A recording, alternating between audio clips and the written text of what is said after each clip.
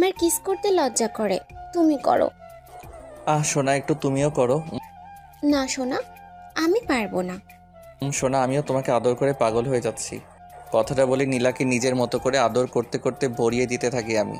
আরও 1 ঘন্টা নীলাকে আদর করতে করতে নীলার উপর নিজের ক্লান্ত দেহটা এলিয়ে দিতেই নীলা আমার মাথা ওর বুকের সাথে চেপে ধরে বলে, আমার হবু বর্ষ না এত দুষ্টু, আমি তো জানতামই না। হা হা হা, তাই বুঝি সোনা? হ্যাঁ গো বর, তা এভাবে সবসময় আমাকে আদর করবে তো? হ্যাঁ গো, করবো না কেন? কথাটা বলেই নীলা লাল টকটকের ঠোঁটে কিস করতে থাকি আমি। নীলাও কিস করতে থাকে। পাক্কা 5 মিনিট কিস করার পর হঠাৎ নীলা আমার ঠোঁটে কামড় বসাতেই চিৎকার করে উঠি আমি। জান, এটা কি করলে তুমি? নীলা খিলখিল করে হাসতে হাসতে বলে, কি? আবার আদর করলাম সোনা? ব্যথা দেওয়া এটা আবার কেমন আদর গো বউ? এটা আমার স্পেশাল আদর বর। আমি কিছু বলতে যাব তার আগে নীলার ফোনে কল আসে।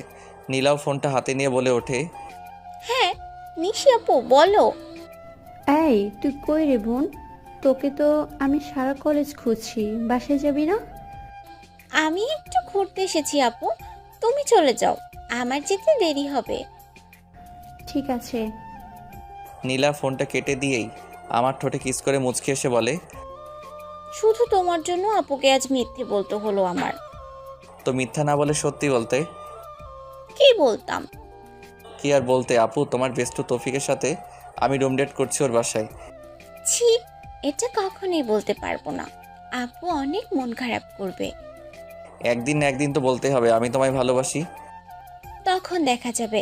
তা জান, এভাবেই আমার উপর শুয়ে থাকবে নাকি উঠে গোসলটাও সেরে নেবে?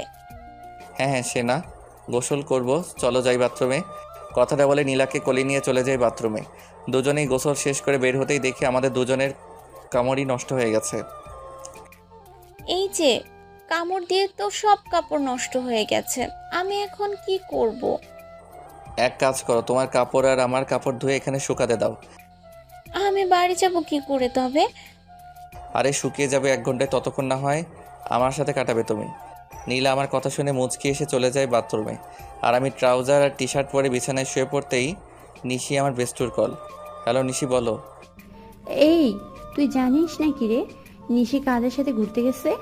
আমি কি করে বলবো, আমি তো আজ কলেজে যাইনি রে। তাও ঠিক। তা বিকেলে বাসে আসিস, তোর দুলাভাইয়ের জন্য কেনাকাটা করতে যাব।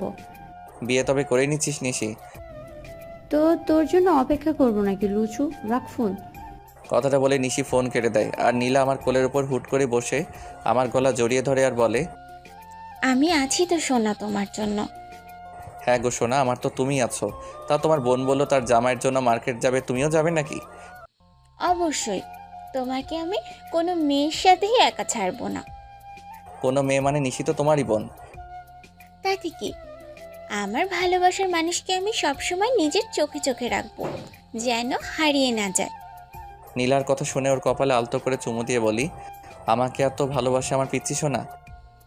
নিজের চেয়েও বেশি বলে বোঝাতে পারবো না। থাক, বোঝাতে হবে না, আমি বুঝে নিয়েছি। এই, আমার শাশুড়ি আম্মু শ্বশুর আব্বু কোথায় গেছে গো? নানার বাড়ি। তাহলে তুমি খাবে কি এখন? কেন, আমার পিচ্চি সোনা আমায় রেঁধে খাওয়াবে? কিন্তু আমি তো নুডলস আর জিম অমলেট ছাড়া কিছুই বানাতে পারি না। আমি তবে নুডলস খাবো। ঠিক আছে চলো, আমি কিছু একটা বানিয়ে দেবার চেষ্টা করি। নীলাকে কোলে নিয়ে চলে আসি কিচেনে। নীলা চুলায় পানি তুলে দেয়, আমি কিচেন থেকে চলে আসতে নিব অমনি নীলা আমার হাত চেপে ধরে বলে, এই, আমাকে একা রেখে কোথায় যাওয়া হচ্ছে? তুমি রান্না করো, আমি মোবাইলটা আনি। কোনো দরকার নেই, আমাকে এক্ষুনি পিছন থেকে জড়িয়ে ধরে রাখো। যথা হুকুম মহারানী। কথাটা বলে নীলাকে পেছন থেকে জড়িয়ে ধরে ওর চুলের মাঝে নাক ডুবিয়ে দেই। আর নীলা ওর মনে রান্না করতে থাকে। এমন সময় এই, আমি তো তোমার সব, তোমায় দিয়ে দিলাম, এখন আমায় তুমি যদি ভুলে যাও? ভুলে যাওয়ার জন্য তো আর ভালোবাসিনি পাগলি, তবে নিজের করে সারা জীবন আগলে রাখতেই ভালোবেসেছি তোমায়। নীলা আমার কথা শুনে মুচকি এসে বলে, চলুন হবু বর, আপনার নুডলস রান্না হয়ে গেছে। ওকে চলো, এবার আমাকে খাইয়ে দাও। নীলার কোলে মাথা রেখে নুডলস খাচ্ছে আর নীলা আমায় পরম যত্নে খাইয়ে দিচ্ছে। আমি অর্ধেক খেয়ে নীলাকে বাকিটা খাইয়ে দেই। তারপর রেডি হয়ে নীলাকে বাইকে করে ওদের বাসার সামনে আসতেই দেখি নিশি দাঁড়িয়ে। নীলা ওর বোনকে দেখে ভয় পেয়ে যায়। নিশি অবাক হয়ে বলে, কি রে, তোরা একসাথে এলি যে? রাস্তায় তোর বোন রিক্সা খুঁজছিল, তাই নিয়ে এলাম। ভালো করছিস বোন। নীলা যা, রেডি হয়ে আয়, তোকে নিয়ে মার্কেটে যাব। নীলা মাথা নাড়িয়ে আমার দিকে তাকিয়ে মৃদু হেসে চলে যায় ভেতরে। কিরে নিশি, বিয়ে তবে ওই টাকলুকে করবি? চুপ, ওকে টাকলু বলবি না, তোর দুলাভাই হয়। চলে বুঝি? দেখ পাগলটা ফোন দিয়েছে, যাই কথা বলে আসি, তুই এখানেই থাক। নিশি আমার পাশ থেকে চলে যায় আড়ালে। অমনি নীলা দৌড়ে আসে আমার পাশে, তারপর রাগি চোখে তাকিয়ে বলে, আই, আপুর সাথে তোমার এত কিসের ফুসুফাসু শুনি? তেমন কিছু না সোনা, ভয় পেও না তো, আমি তোমার জন্য অন্য কারো নাই বুঝলে। তুমি সুখ না হয়ে দুঃখ হও, তবুও অন্য কারো না হয়ে আমারই রাও। নীলার কথা শোনার কপালে আলতো করে চুমু দিয়ে বলি, টেনশন নেই, তোমার বোনের বিয়ে হোক, তারপরেই তোমাকে নিজের করে নিব। ইনশাল্লাহ।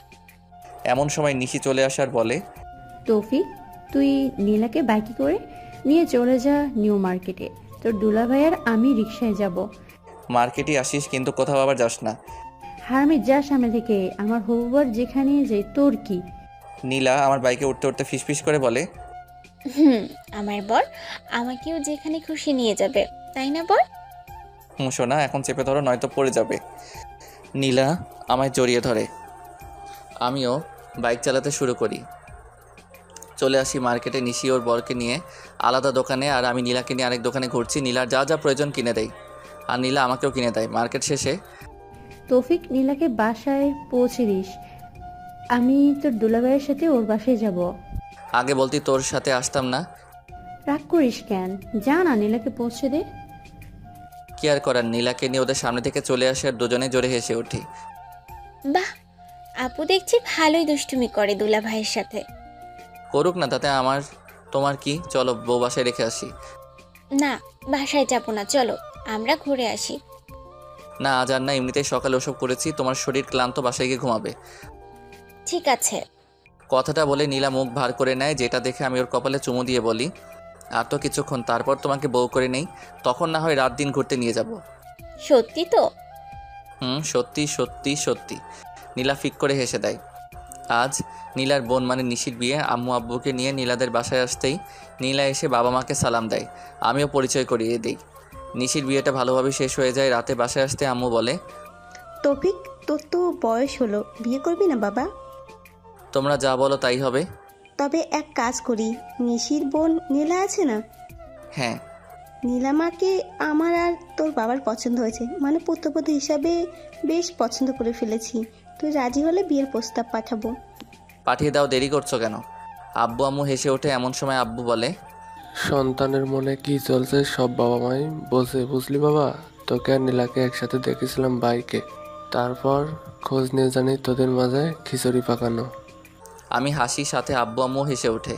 ঠিক 5টা দিন পরই নীলাকে বাবা মা তার পুত্রবধূ হিসেবে বাসায় নিয়ে চলে আসে। রাত 12টা, বাসর ঘরে ঢুকে দরজা লাগিয়ে পেছনে ঘুরতেই নীলা আমায় সালাম করে বিছানায় গিয়ে বসে। আমিও ওর পাশে গিয়ে বসতেই নীলা আমায় জড়িয়ে ধরে বলে, তাহলে কথা রাখলে? কি কথা গো বউ? আপুর বিয়ের পরে আমাকে বউ করে আনবে। সত্যি সত্যি তাই করে আনলে তুমি? তুমি খুশি তো? খুশি মানে খুব খুব বেশি খুশি আমি। কিন্তু আমি অখুশি। কেন কেন? আমার বউ এখন আমাকে ভালোবাসি বললো না। আমাকে বলতে হবে? আমি নীলাকে জড়িয়ে ধরে বলি, না গো বউ, বলতে হবে না, আমি তো জানি আমার পাগলিটা আমাকে কত ভালোবাসে।